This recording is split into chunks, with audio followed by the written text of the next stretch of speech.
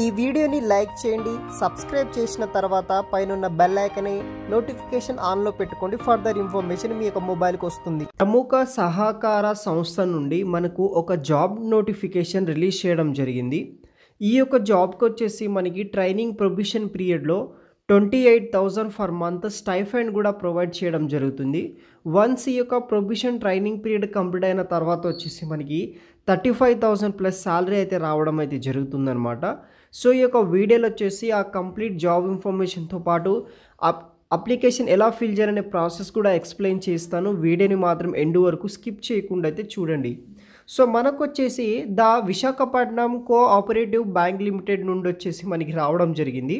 So multi state cooperative urban bank నుండి ఈ యొక్క డీటెయిల్స్ వచ్చేసి ఈ యొక్క రిక్రూట్మెంట్ నోటిఫికేషన్ రిలీజ్ చేశారనమాట.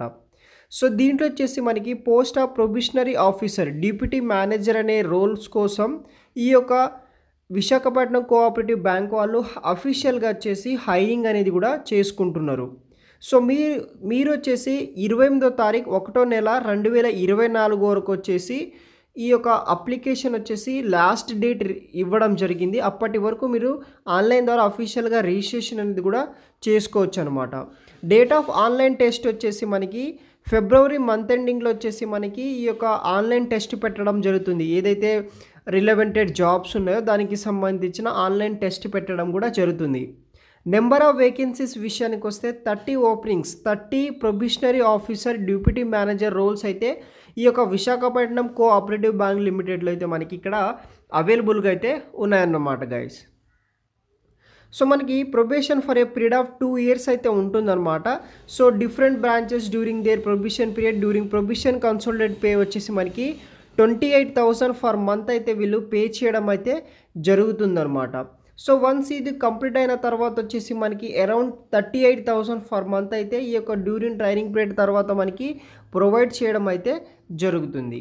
దీనికి కావాల్సిన ఎలిజిబిలిటీ క్రైటీరియా విషయానికి వస్తే ఫస్ట్ క్లాస్ గ్రాడ్యుయేట్ 60% అబోవ్ ఉన్న ఫస్ట్ క్లాస్ గ్రాడ్యుయేట్ ఎవరైతే ఉంటారో వాళ్ళు వచ్చేసి అప్లై అయితే చేసుకోవచ్చు in regular stream for recognised university నుండి.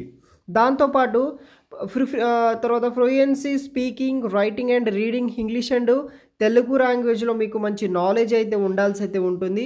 మంచి కంప్యూటర్ నాలెడ్జ్ ఉన్న వాళ్ళు కూడా అప్లై చేసుకోవచ్చు.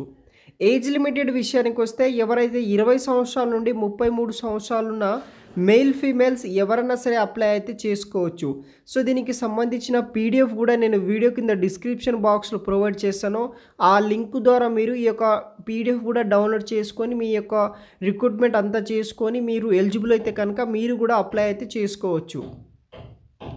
సో అదేవిధంగా వచ్చేసి మనకి ఈ యొక్క staff working in the Visakhapatnam cooperative bank private limited otherwise eligible ఎవరైనా సరే అప్లై అయితే చేసుకోవచ్చు అనమాట.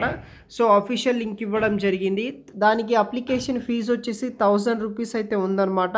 అది పే చేసి అయితే మనము ఎగ్జామ్స్ అనేది కూడా అటెండ్ అయితే చేయాల్సి అయితే ఉంటుందన్నమాట.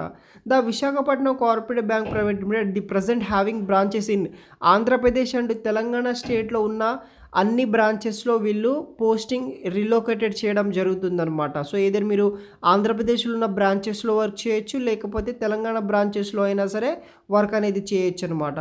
సో మీకు ఆన్లైన్ టెస్ట్ పెట్టడం జరుగుతుంది. సెలక్షన్ ప్రొసీజర్ దాంట్లోనే ఉంటుంది.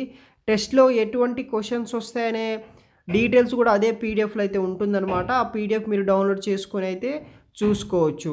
సో మనకి ఫేజ్ 1 మెయిన్ ఎగ్జామినేషన్ కూడా పెట్టడం జరుగుతుంది. దానికి సంబంధించిన ఎగ్జామ్ ప్యాటర్న్ కూడా అవైలబుల్గా ఉంటుంది. దాన్ని బేస్ చేసుకొని మీరు ఎలిజిబుల్ అయితే కనుక అప్లై చేసుకోవచ్చు.